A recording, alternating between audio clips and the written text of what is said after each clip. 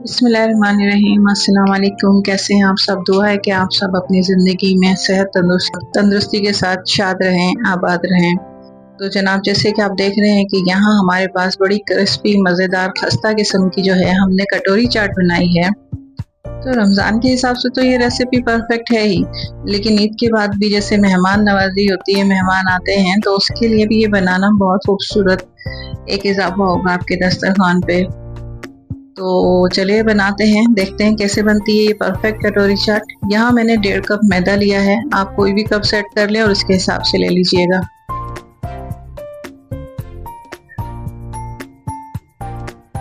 इसमें मैं 1 टेबलस्पून बेसन का ऐड करूंगी।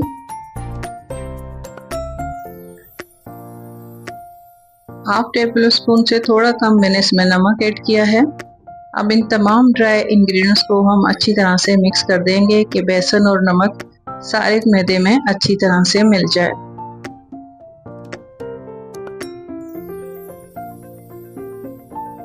अब इसमें हम 1/4 टीस्पून जो है हमने यहाँ अजवाइन ली है।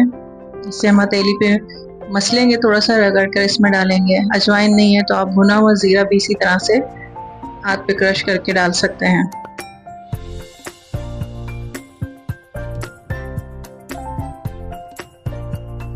ये रेसिपी आप जो आलू के समोसे बनाते हैं उसके लिए भी आप लोगों के लिए ये परफेक्ट रहेगी। एक रेसिपी में 2 चीज़ें बना सकते हैं आप आराम से। यहाँ मैंने घी लिया है और मैं 3 से 4 टेबल स्पून इसमें घी डालूंगी, क्योंकि मुझे ये जो कटोरी जो बनाई है ना, ये मुझे बिल्कुल खस्ता चाहिए, मज़ेदार सी खस्ता सी के खाने में मज़ा आ जाए। मुझे एक रेगुलर होती है ना पापड़ी, वो उस टेस्ट से अलग चाहिए मुझे, खस्ता और बहुत मज़ेदार सी। तो ये मैं इसमें अच्छी तरह से मिक्स कर दूंगी। जब हमें लगे मैदा जो जैसे हल्का है, थोड़ा सा घी डालने से ये थोड़ा सा भारी हो जाता है और गीला गीला सा हो जाएगा, हमें ऐसा चाहिए।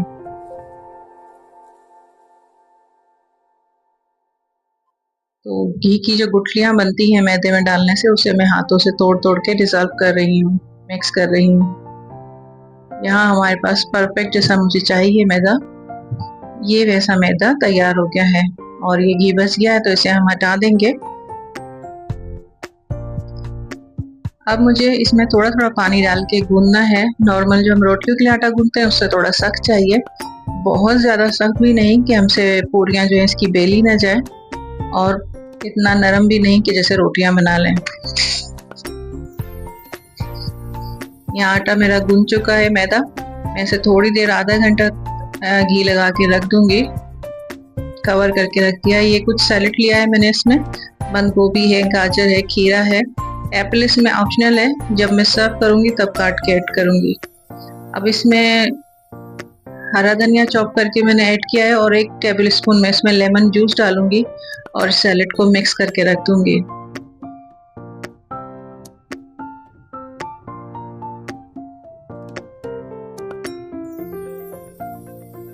एप्पल लास्ट में डालेंगे जब सर्व करूंगी, ऑप्शनल है, आप चाहें तो डालें। अच्छा, ये हमारा आटा तैयार है। इसे मैंने बीच में एक बार हाथ लगा के थोड़ा और सॉफ्ट कर लिया था, गूंद लिया था। तो यहाँ ये अब तैयार है कटोरी चाट बनाने के लिए।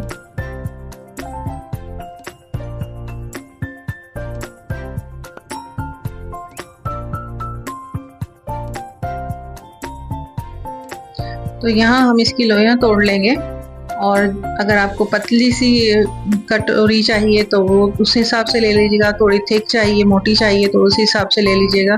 मुझे मीडियम बनानी है, ना बहुत ज़्यादा पतली उसकी कटोरी बनानी है और ना ही बहुत ज़्यादा मोटी, तो मैं उस हिसाब से ले रही हूँ।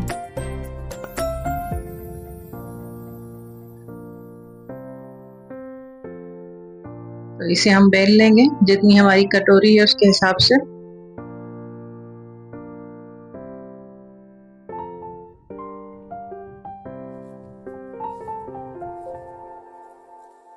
ये कटोरी है मेरे पास, इस पे तो बैक साइड पे इसकी थोड़ा सा मैंने घी लगाया है, और फिर मैं ये जो मैंने अभी पूरी बनाई है ये इसके ऊपर सेट कर रही हूँ। अच्छी तरह से दबा दबा के सेट करना है, क्योंकि घी में जाके फिर हटने लगती है फौरन से। अच्छा, इसे अब हमने फॉर्क से पिक कर लिया है। अच्छा, इसमें काफ़ी गहरे लगाने चाहिए कि दोनों साइड पे एक निशान लग जाए। अगर एक दूसरी साइड तक निशान नहीं आएंगे ना तो फिर क्या होगा, ये फूल जाएगी कटोरी और फिर वो जो शेप हम चाहते हैं वो शेप नहीं बनेगी। अच्छा, कटोरी नहीं है तो ये चाय का जो डोंगा होता है, चाय का या दूध का ये मग होता है, इसके ऊपर भी आप लगा सकते हैं। और मुझे इसी का परफेक्ट साइज लगता है, मैं इसी पर ही ज़्यादातर बनाती हूँ और इसी पर मैं बनाऊंगी आगे। मैं बस एक आपको कटोरी का बनाकर दिखा दूंगी। इस पर भी हम अच्छी तरह से फोक से इसको प्रेक कर लेंगे। गहरे निशान लगाने हैं, थोड़ा सा मैंने नाइफ से भी किया है। तो पहले मैं आपको डोंगे का बना के दिखा रही हूँ। अच्छा, इससे जो है ना, ये जो डोंगा होता है इससे हमें इसको दबा के रखने में भी आसानी होती है। इससे मैंने प्रेस करके रखा हुआ है और ये गरम ऑयल जो है मैं डोंगे के बीच में भी डालती रहूंगी ताकि ये अंदर से भी पक जाए और ये डोंगे को छोड़ दे। डोंगा कह लें या आप मग कह लें, जो दूध चलाने का या चाय बनाने का होता है। ये देखें ये कितनी इजीली ये निकल गया और इसे मैंने थोड़ी देर दबा के रखा है, फौरन नहीं निकाला क्योंकि पूरी जो है वो थोड़ी सी फूलती है, तो मैंने इसे दबा के रखा है ताकि वो एकदम से फूल ना जाए और फिर उसके बाद ये आसानी से बाहर निकल गया। जब पूरी फूलना बंद हो गई तो मैंने मग्गे को इसको निकाल लिया है। अब ये मैं इसमें ऑयल गरम गरम डालती रहूँगी। अच्छा, यहाँ जो सारा गेम है वो है फ्लेम का।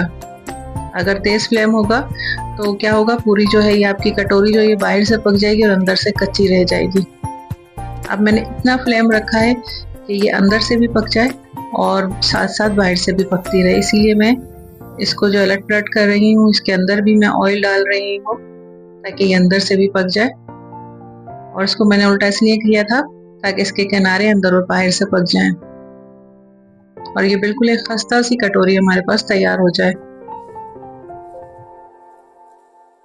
बस ये थोड़ा सा एहतियात के साथ करने वाला काम है और कोई मुश्किल नहीं है, आप लोग इसको बहुत आसानी से बना लेंगे। देखें इसके अंदर भी ऑयल है, कैसे गर्म हो रहा है, पक रहा है। तो मैं ऑयल जैसे थोड़ा सा गर्म पकना बंद हो जाता था उसको निकाल के दोबारा से ऑयल डाल देती थी। ये मैंने इसमें कटोरी ऐड की है। अब कटोरी को मुझे किसी चीज से दबा के रखना पड़ेगा। तो वो जो मग था, जो डोंगा था उसका, वो मुझे उसके हैंडल की वजह से उससे काफी आसानी होती है। अब इसे मैं तब तक दबा के रखूंगी जब तक ये फूलना बंद हो जाएगी। अब ये फूलना बंद हो गई है। अब इसे मैं पहले पलट के थोड़ा सा पकाऊंगी। ये पलट दिया है हमने। अब ये पकेगी यहाँ से और बहुत इजीली ये निकल जाएगी। ये देखें ये निकल गया है।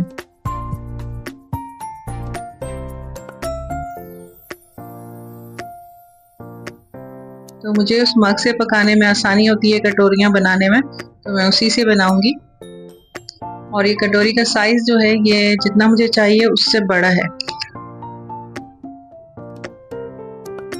तो मेरे पास ये जो मग का दिखा रही हूँ मैं आप लोगों को कि मैं इसी से बनाऊंगी, मेरे लिए वो साइज परफेक्ट है और ये वो आसानी से भी उसको हैंडल करना आसान है। अब आप लोग देख लें, आप लोग कटोरी से बनाना चाहते हैं, आपके पास कटोरी है तो आप उससे भी बना लें। तो ये देखें उससे बना गया है, ये भी बहुत अच्छी सी बनी है। बस मुझे साइज जो है वो चाहिए, ये साइज थोड़ा जो है बड़ा है। अब मैंने यहाँ दही ली है, इस दही में मैं थोड़ी चीनी डालूंगी। अच्छा, आप अपने हिसाब से लीजिएगा, आपके पास कितनी दही है उसी हिसाब से थोड़ी चीनी और नमक डाल के इसको, नमक थोड़ा सा डाला है और उसे फेंट लेंगे।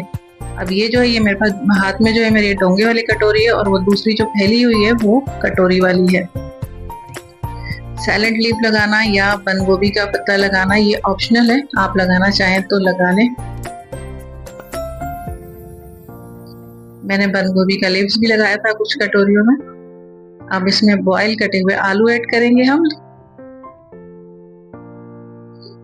यहाँ हमने बॉयल किए हुए छोले काफी सॉफ्ट से बॉयल किए हुए हैं, नमक और हल्दी डाल के बॉयल कर लिए थे।